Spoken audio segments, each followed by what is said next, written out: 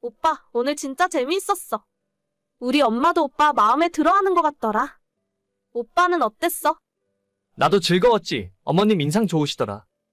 근데 어머님이 자영업 하신다고 해서 나는 그냥 식당이나 장사하시는 줄 알았는데. 그냥 장사하는 거나 똑같아. 별로 특별하게 생각할 필요 없어. 그렇긴 하지. 근데 나 이런 걸 완전 처음 경험해 보는 거라서 당황했어. 내가 뭔가 어머님 앞에서 실수한 건 없지? 아까 집에 있던 그걸 뭐라고 하는 거야? 뭐 어떤 거? 신당? 나도 뭐 엄마가 일하는 거 옆에서 보기만 했으니까 잘은 모르는데. 장군님 모시는 신당이야. 엄마가 가끔 제사도 드리고 그러는 곳이지. 나랑은 상관없는 거라서 사실 잘은 몰라. 아, 그렇구나. 나는 진짜 처음 보는 거라 아까 많이 당황했어. 자기가 그냥 자영업 하신다고만 말을 해서 무속인이라고는 상상도 못했다. 진짜 나 뭐 실수한 거 없지? 없다니까. 뭘 몇 번이나 물어봐. 옛날부터 친구들한테 엄마 무당이라고 하면 신기해하고 무서워하는 애들도 있어서 이래저래 귀찮은 일이 많이 생기더라고. 그래서 그냥 누가 엄마 직업 물어보면 자영업 한다고 해버려? 오빠한테는 나중에 사실대로 말을 해줘야지 생각은 하고 있었는데. 어쩌다 보니 이렇게 됐네. 괜히 이것 때문에 생각 달라진 건 아니지?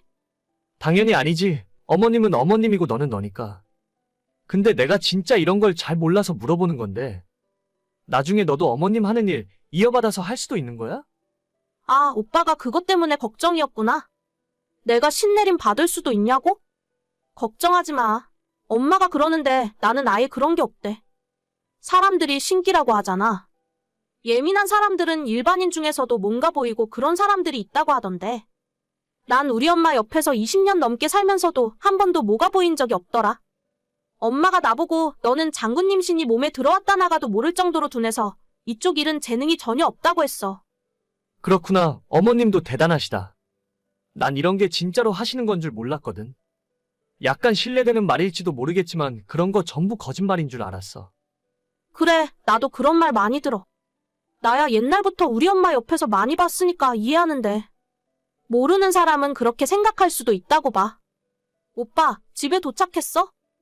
이제 거의 다 왔어. 지하철 내렸고 집에 걸어가는 중이야.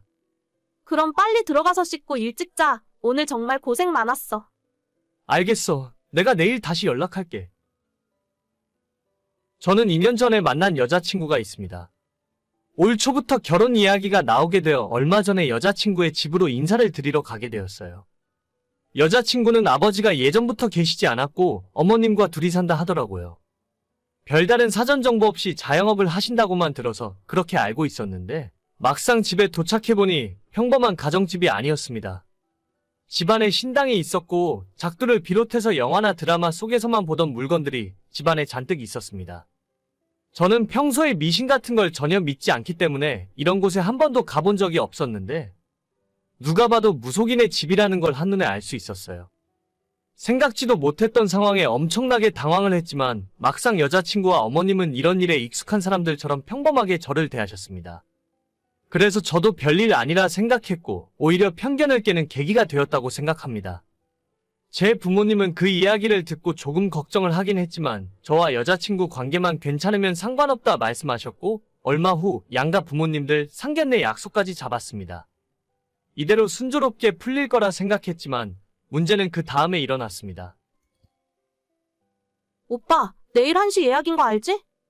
우리 엄마가 내일 만나기 전에 오빠네 부모님 생년월일이랑 시간 좀 알려달래. 오빠 태어난 시간도 좀 알려주고. 생년월일? 그건 갑자기 왜? 엄마가 오빠네 부모님 처음 만나는 건데. 별다른 건 아니고 간단한 사주라도 봐주고 싶으신 것 같아. 아버님 사업하시니까 재물은 그런 것도 좋고. 아, 근데 우리 가족은 점 같은 건 한 번도 본 적이 없는데 부모님도 별로 그런 것에는 관심이 없으셔서. 그냥 재미로 하는 거지 뭐. 내일 부모님들 처음 만나면 서로 어색할 텐데. 그런 이야기라도 하면 좀 편해지지 않겠어? 그런가? 그러고 보니 좀 어색할 것 같기도 하고. 잠깐만 기다려봐. 내가 카톡으로 우리 가족 생일 정리해서 보내줄게.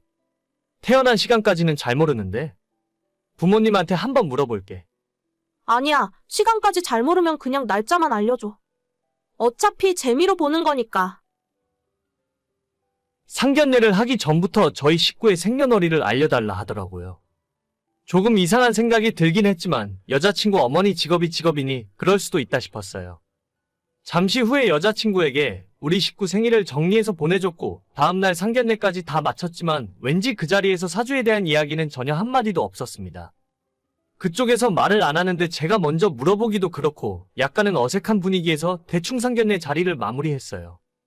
이럴 거면 뭐하러 생일을 물어봤던 건가 하는 생각이 들던 차에 상견례가 끝나고 부모님과 함께 집에 돌아오는 길에 여자친구에게 연락이 왔습니다. 오빠, 오늘 고생 많았어. 그런데 우리 엄마가 이 결혼은 안 하는 게 나을 것 같다더라.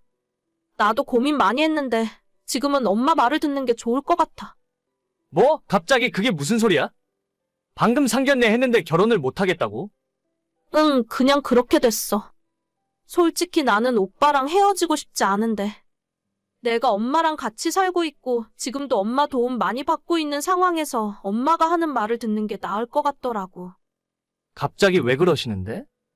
저번에 내가 인사드리러 갔을 때까지만 해도 그런 말씀 없으셨잖아.